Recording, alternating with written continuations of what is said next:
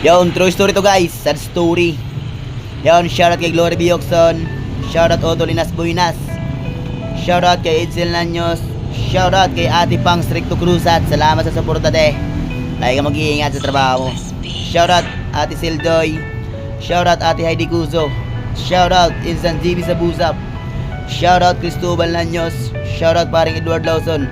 Shoutout Ryan Paul Lompas. Shoutout Christopher Rillano. Shoutout kay Ate Linda Real. Salamat sa suporta guys.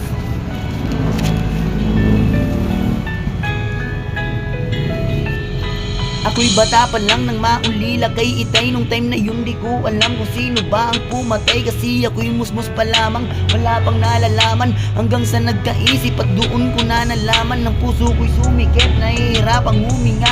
Nung nalaman ko yung pumatay ay kapatid niya pa. Ako'y biglaang napaisip, ano ang punot dulo? Dahil daw sa titulong ibinigay ni Lulo.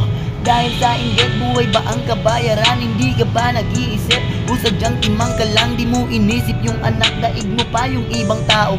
Nilamon ng inggit, kaya mo binaril sa ulo. Ang ina, sobrang sakit, parang ang hirap paniwalaan. Nang dahil sa pamana ay aming mararanasan ng mabuhay ng mahirap. Dahil lang tunay na yaman, kasama si Itay ay higit pa sa kayamanan.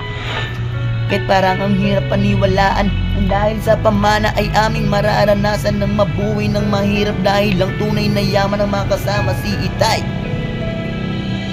Isna kita Itay, gustong gusto ka ng mayakap. Sa aking bawat pagtulog ikay laging hinahanap. Sapagkat ako'y nasanay na lagi kang katabi.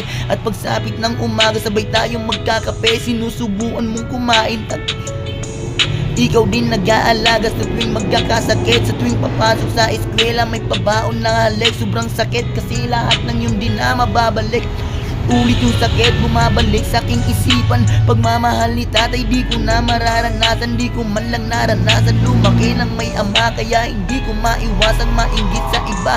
Sa tuwing ako'y nakakakita ng kumpleto na pamilya, kusang naluluha, agarang kang naaalala. Pero tay kahit wala ka na aking pinapangako, pagmamahal namin sa'yo hindi yun maglalaho.